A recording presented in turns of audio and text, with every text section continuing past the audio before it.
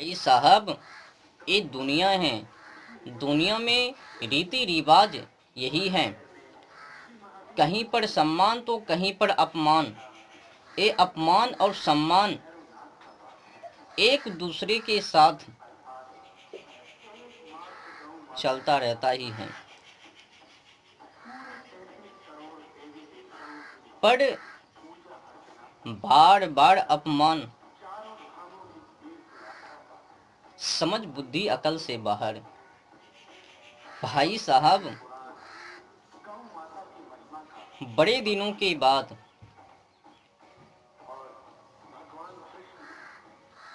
बहुत ही दिनों के बाद अगर मुझे अवसर मिला है, मौका मिला है बोलने की क्रिसमस डे के ऊपर, तो मैंने सोचा क्यों ना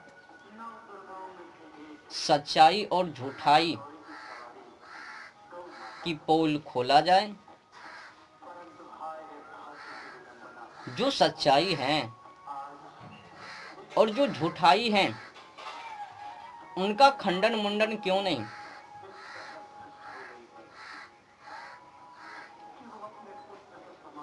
मेरे हिसाब से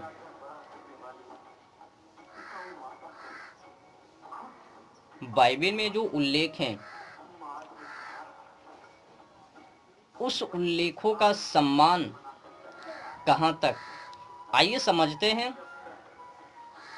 एक मेरे ही हिसाब से नहीं, दुनिया के जितने भी अच्छे स्वभाव के लोग हैं, सच्चाई को मानने वाले हैं, उनके भी हिसाब से, जो मानवतावादी हैं, विद्यावादी हैं, उनके भी हिसाब से, एक मेरे ही हिसाब से नहीं, तमाम सारे जो भी लोग सच्चाई को मानते हैं, सच्चाई में झूठाई को बढ़ावा नहीं देते हैं, उनके भी हिसाब से बाइबिल को पढ़ने पर पता चलवे क्या सच्चाई क्या झूठाई। किसी का जन्मदिन और किसी का क्रिसमस डे बड़े उल्लास के साथ, उत्साहित, उत्तेजित, धूमधाम से क्रिसमस डे क्रिसमस डे।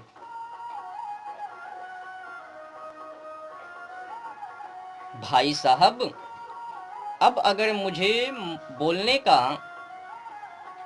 अवसर मौका मिला है तो मैं बोल ही देता हूँ। बाइबिल के अनुसार हद सीमा से पार है ना। बाइबिल ने भी गजब बेइज्जती करवा दी, जिनके नाम से एक क्रिसमस डे, सांता क्लॉस,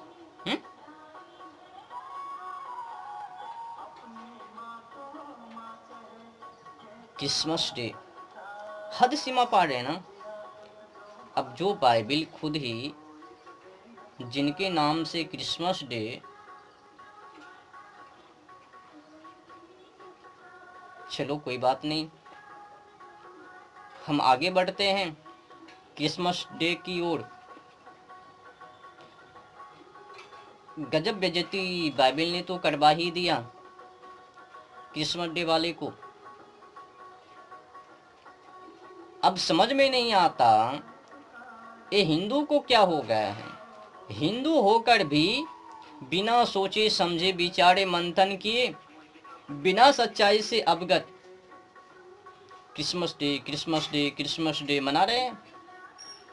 अपने क्यूट बालक को, सुंदर बालक को, अपने बाल बच्चों को, प्यारे प्यारे बाल बच्चों को नाले की कीड़े बना रहे हैं, जोकर बनाकर सोशल मीडिया पर डालकर उनके साथ मौज मस्ती ही हूं कर रहे हैं। ये बाल बच्चों की बात छोड़ ही दो, यहाँ तक कि सुनने में आया है कि भगवान श्री कृष्ण जी के प्रतिमाओं के साथ भी खिलवाड़ किया।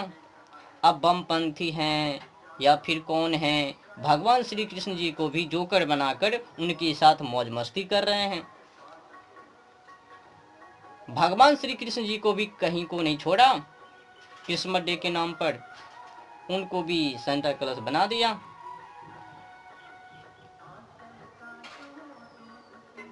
मजा आता है ना क्रिसमस डे को मनाने में, जब कोई जोकर बनता है, जोकर के साथ जब कोई खेल कूद करते हैं, मौज मस्ती आयसी करते हैं, भोग विलास करते हैं। अभी बाबा मेहरबानी, भलाई, हित की भावना, कल्याण उसी में होवे। अगर हित चाहते हो, बड़ाई चाहते हो, सम्मान चाहते हो, तो फिर हित की भावना के लिए 25 तारीख के दिन, बुधवार, उस दिन बेहतर यही होवे कि आप लोग जो भी हिंदू लोग हैं तुलसी पूजा कर लेवे, पीपल पूजा कर लेवे, बरगद पूजा कर लेवे, अन्य जो भी पेड़ पौधा है उनका पूजा कर लेवे। अब जिसके माध्यम से ये जीवन जिंदगी चलता है उनका पूजा क्यों नहीं। अब जिसमें कि सच्चाई है ही नहीं।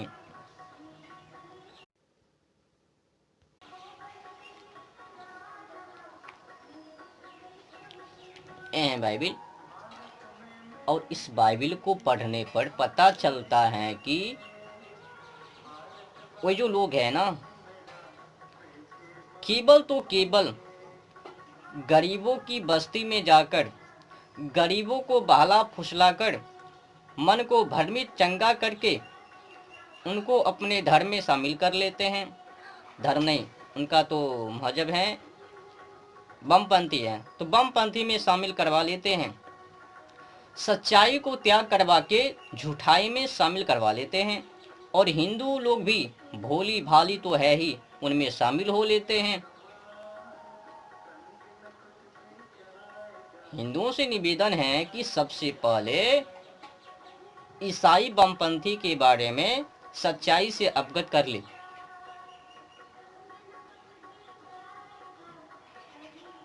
जब तक उनके बारे में जानकारी नहीं,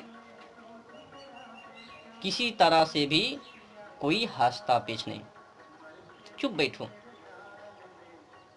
अब जो लोग गरीबों की बस्तियों में जाकर गरीबों को दूध भात दही चावल इत्यादि इत्यादि का प्रलोभन देकर भोली भाली को बहला फुसलाकर मन को भ्रमित करके अपने बमपंथी में शामिल कर लेते हैं।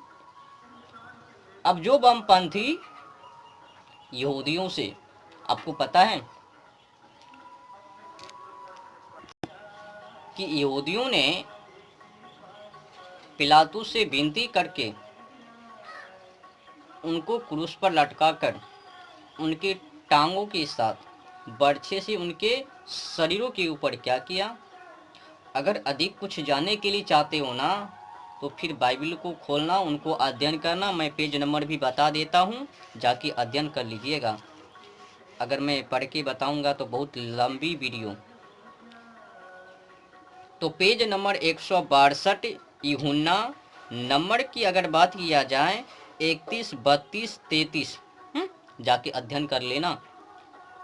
एक बार फिर से दोहरा देता हूँ, पेज नंबर 162, यूहन्ना अगर नंबर की बात किया जाए 31, 32, 33, अध्ययन कर लेना।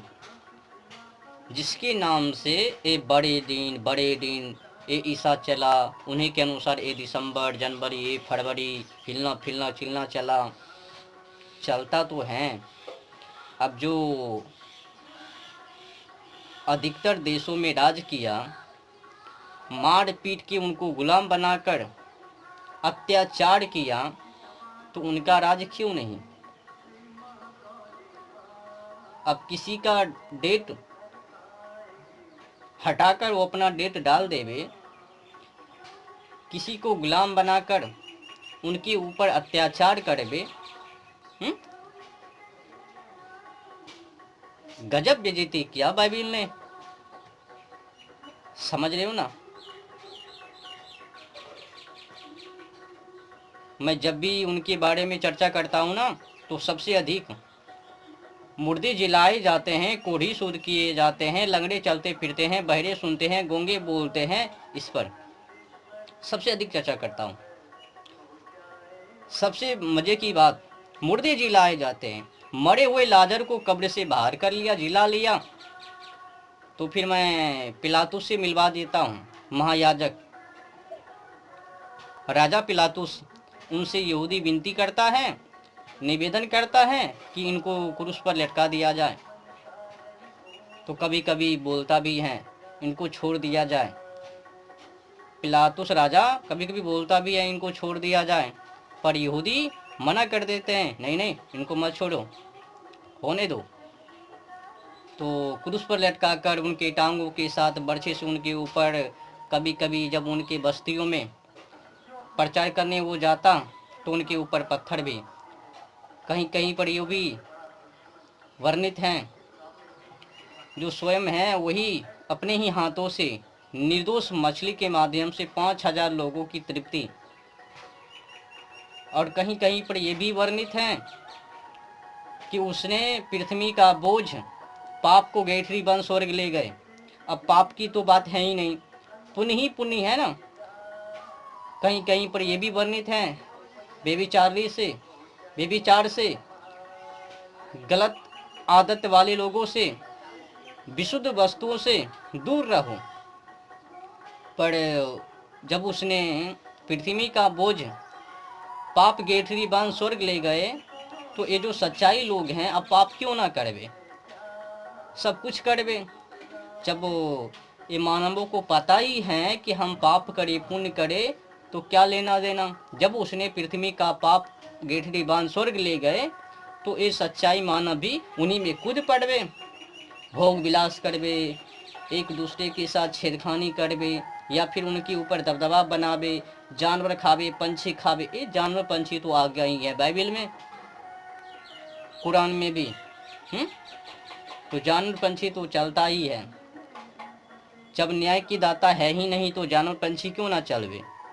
अब जिनका रहम सहन दया भाव निर्दोष जानवर पंछी के ऊपर नहीं, तो उनकी कहानी क्या होवे, जल्लाद नहीं तो क्या। अब जो जलवायु और ओजोन परत की परवाह ना करके सीधे हमला जानवर पंछी के ऊपर, तो उनकी